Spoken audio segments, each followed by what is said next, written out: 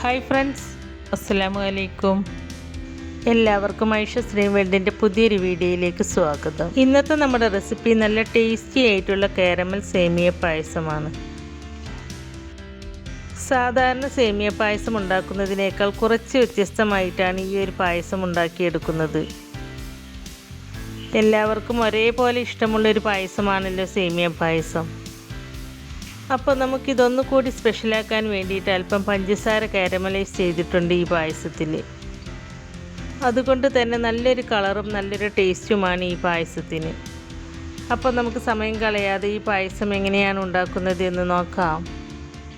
പായസം ഉണ്ടാക്കാനായിട്ട് ഞാനിവിടെ 250 ml കപ്പിൽ 1.5 കപ്പ് സേമിയമാണ് എടുത്തിട്ടുള്ളത്. പിന്നെ നമ്മൾ ഈ പായസം ഉണ്ടാക്കുന്നത് ബട്ടറിലാണ്. അപ്പോൾ ഇതിലേക്ക് ആവശ്യമായ ബട്ടറും എടുത്തിട്ടുണ്ട്. പിന്നെ ഇതിലേക്ക് കുറച്ച് ഏലക്കയും കുറച്ച് റൈസിൻസും കുറച്ച് കാഷ്യൂ നട്ട്സും 1/4 കപ്പ് കണ്ടൻസ്ഡ് മിൽക്കും എടുത്തിട്ടുണ്ട്. ഈ കണ്ടൻസ്ഡ് മിൽക്ക് ഞാൻ വീട്ടിൽ തന്നെ ഉണ്ടാക്കിയതാണ്. അപ്പോൾ ഇതെങ്ങനെയാണ് ഉണ്ടാക്കുക എന്നതിൻ്റെ വീഡിയോ നമ്മുടെ ചാനലിലുണ്ട്. അപ്പോൾ അതിൻ്റെ ലിങ്ക് ഞാൻ ഡിസ്ക്രിപ്ഷനിൽ കൊടുക്കാം. കാണാത്തവരുണ്ടെങ്കിൽ ഒന്ന് പോയി കണ്ടു നോക്കൂ കേട്ടോ. പായസം ഉണ്ടാക്കാനായിട്ട് ഞാനൊരു കടായി അടുപ്പത്ത് വെച്ചിട്ടുണ്ട്. ഈ കടായി ഒന്ന് ചൂടായിട്ട് വരുമ്പോൾ നമുക്കതിലേക്ക് 2 ടേബിൾ സ്പൂൺ ബട്ടർ ഇട്ട് കൊടുക്കാം.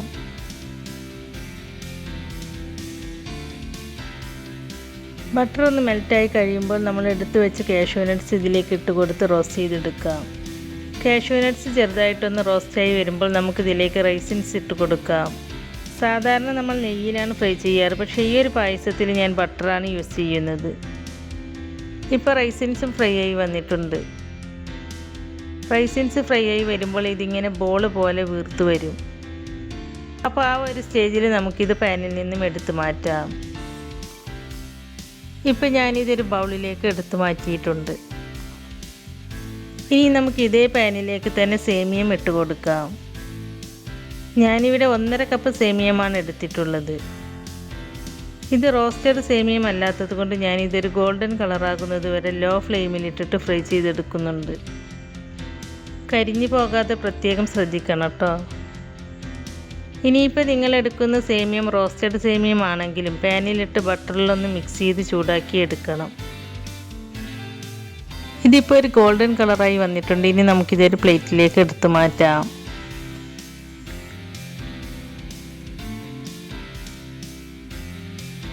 ഇപ്പോൾ ഞാനിതൊരു പ്ലേറ്റിലേക്ക് മാറ്റിയിട്ടുണ്ട്.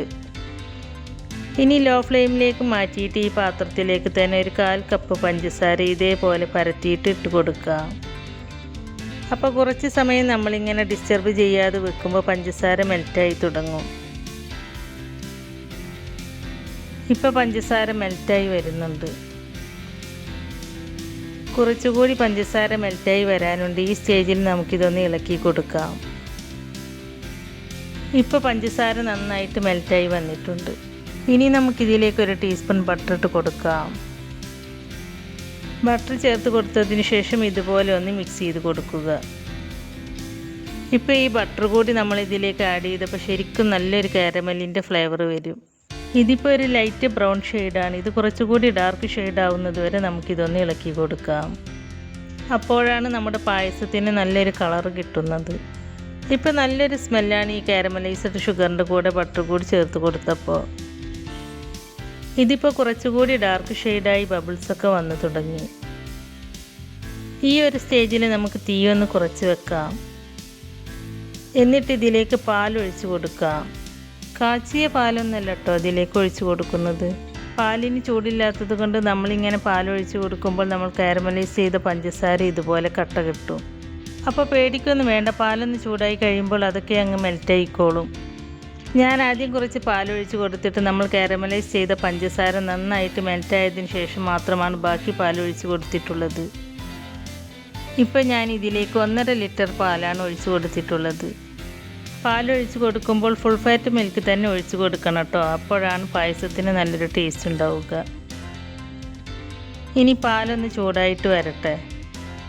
പാല് പാട കെട്ടാതെ ശ്രദ്ധിക്കണം കേട്ടോ. പാട കെട്ടാതിരിക്കാൻ നമുക്കിതുപോലെ ഇളക്കി കൊടുക്കാം. ഇപ്പോൾ പാല് തിളച്ച് തുടങ്ങിയിട്ടുണ്ട്. ഇതുപോലെ തിളച്ച് വന്നു കഴിഞ്ഞാൽ ഒരു 5 മിനിറ്റ് നമ്മൾ ഈ പാലൊന്ന് കുക്ക് ചെയ്തെടുക്കണം. അല്ലെങ്കിൽ നമ്മൾ പായസം ഉണ്ടാക്കി കഴിഞ്ഞാൽ പാലിൻ്റെ ഒരു റോ ടേസ്റ്റ് ഉണ്ടാവും. അപ്പോൾ ആ ഒരു റോ ടേസ്റ്റ് ഫുള്ളായിട്ട് മാറാനാണ് നമ്മളിതൊരു 5 മിനിറ്റ് കുക്ക് ചെയ്തെടുക്കുന്നത്.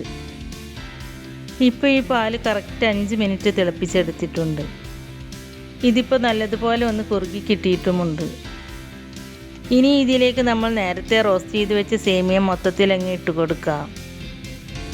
സേമിയം ഇട്ട് കൊടുത്തതിന് ശേഷം നല്ലതുപോലെ ഒന്ന് മിക്സ് ചെയ്തെടുക്കുക. സേമിയം ഇതിലേക്ക് ഇട്ട് കൊടുത്തതിന് ശേഷം ഒരു 5 മിനിറ്റ് മീഡിയം ടു ഹൈ ഫ്ലെയിമിൽ വെച്ചിട്ട് നല്ലതുപോലെ ഇതൊന്ന് തിളപ്പിച്ചെടുക്കണം. അപ്പോൾ സേമിയത്തിനധികം വേവില്ല. നമ്മളൊരു 5 മിനിറ്റ് തീക്കൂട്ടി വെച്ച് ഒന്ന് തിളപ്പിച്ച് കഴിഞ്ഞാൽ തന്നെ ഒരു 90% ഇത് വെന്തോളും. പിന്നെ നമ്മളിത് ഫ്ലെയിം ഓഫാക്കിയതിന് ശേഷം ഒരു 5 മിനിറ്റ് അടച്ച് വെക്കുന്നുമുണ്ട്. അപ്പോൾ ബാക്കി 10% അങ്ങനെയും വെന്തോളും. ഇതിപ്പോൾ നല്ലതുപോലെ ഒന്ന് തിളക്കട്ടെ. ഇതിപ്പോൾ നല്ലതുപോലെ ഒന്ന് തിളച്ച് വന്നിട്ടുണ്ട്.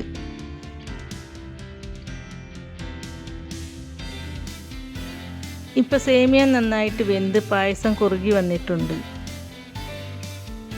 ഈ സമയത്ത് നമുക്കിതിലേക്ക് 2 കപ്പ് നല്ല തിളച്ച ചൂടുവെള്ളം ഒഴിച്ചു കൊടുക്കാം.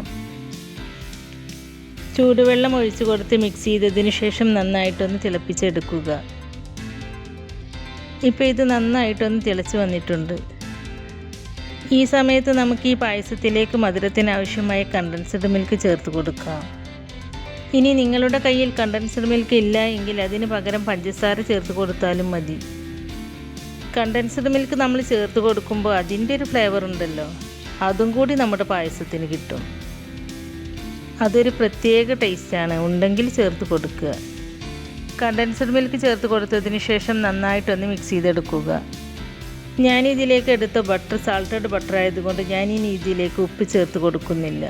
നിങ്ങളെടുക്കുന്നത് അൺസാൾട്ടഡ് ബട്ടർ ആണെങ്കിൽ ഈ സമയത്ത് ഒരു നുള്ള ഉപ്പ് കൂടി ചേർത്ത് കൊടുക്കണം കേട്ടോ. മധുരവും ടേസ്റ്റും ഒക്കെ ഒന്ന് ബാലൻസ് ആവാൻ വേണ്ടിയിട്ടാണ് ഉപ്പ് ചേർത്ത് കൊടുക്കുന്നത്. ഇനി നമുക്കിതിലേക്ക് 1/2 ടീസ്പൂൺ ഏലക്ക പൊടിച്ചത് ചേർത്ത് കൊടുക്കാം. ഏലക്കപ്പൊടി ചേർത്ത് കൊടുത്തതിന് ശേഷം നന്നായിട്ടൊന്ന് മിക്സ് ചെയ്തതിന് ശേഷം നമുക്ക് ഫ്ലെയിം ഓഫ് ചെയ്തിട്ട് ഒരു 5 മിനിറ്റ് അടച്ച് വെക്കാം. ഇപ്പോൾ ഇത് അടച്ച് വെച്ചിട്ട് ഒരു 5 മിനിറ്റ് ആയിട്ടുണ്ട്. ഇനി നമുക്കിത് തുറന്ന് നോക്കി നമ്മൾ നേരത്തെ ഫ്രൈ ചെയ്ത് വെച്ച കാഷ്യൂ നട്ട്സും റൈസിൻസും ചേർത്ത് കൊടുത്ത് നന്നായിട്ടൊന്ന് മിക്സ് ചെയ്തെടുക്കാം. ഇപ്പോൾ നമ്മുടെ നല്ല ടേസ്റ്റി ആയിട്ടുള്ള കാരമൽ സേമിയ പായസം ഇവിടെ റെഡിയായി കിട്ടിയിട്ടുണ്ട്. നിങ്ങൾക്കിതൊരു ലൂസ് കൺസിസ്റ്റൻസിയിലാണ് വേണ്ടതെങ്കിൽ സെർവ് ചെയ്യുന്ന സമയത്ത് കുറച്ച് ചൂട് പാലോ ചൂടുവെള്ളമോ ചേർത്ത് കൊടുത്ത് ലൂസാക്കിയെടുക്കാം. എനിക്കിങ്ങനെയാണ് ഇഷ്ടം. അതുകൊണ്ട് ഞാൻ ഇതിലേക്ക് പാലോ വെള്ളമോ ഒന്നും ചേർത്ത് കൊടുക്കാതെ ഞാൻ ഇങ്ങനെ തന്നെ സെർവ് ചെയ്യുകയാണ്. അപ്പോൾ വളരെ ടേസ്റ്റി ആയിട്ടുള്ള ഈ കാരമൽ സേമിയ പായസം നിങ്ങളെല്ലാവരും ഒന്ന് ട്രൈ ചെയ്ത് നോക്കണം. എന്നിട്ട് അതിൻ്റെ ഫീഡ്ബാക്ക് നമ്മുടെ കമൻറ്റ് ബോക്സിൽ എഴുതി അറിയിക്കാനും മറക്കരുത്. അപ്പോൾ നമ്മുടെ ഇന്നത്തെ റെസിപ്പി നിങ്ങൾക്ക് ഇഷ്ടമായിട്ടുണ്ടെങ്കിൽ ലൈക്ക് ചെയ്യുകയും ഫ്രണ്ട്സ് ആൻഡ് ഫാമിലിയിലേക്ക് ഷെയർ ചെയ്ത് കൊടുക്കുകയും അതുപോലെ ഈ ചാനൽ സബ്സ്ക്രൈബ് ചെയ്യാതെ പുതുതായി ആരെങ്കിലും കാണുന്നവരുണ്ടെങ്കിൽ ഒന്ന് സബ്സ്ക്രൈബ് ചെയ്ത് സപ്പോർട്ട് ചെയ്യുകയും ചെയ്യണേ. സബ്സ്ക്രൈബ് ചെയ്യുമ്പോൾ കൂടെ കാണുന്ന ബെല്ലൈക്കണിൽ ക്ലിക്ക് ചെയ്ത് അതിൽ ആളെന്ന ഓപ്ഷൻ തന്നെ എനേബിൾ ചെയ്ത് വെക്കുകയാണെങ്കിൽ പുതിയ റെസിപ്പീസ് അപ്ലോഡ് ചെയ്യുമ്പോൾ അതിൻ്റെ നോട്ടിഫിക്കേഷൻ നിങ്ങൾക്ക് കിട്ടുന്നതാണ്. ഇൻഷാ അല്ലാഹ് പുതിയ റെസിപ്പീസുമായി വീണ്ടും വരാം. Thank you.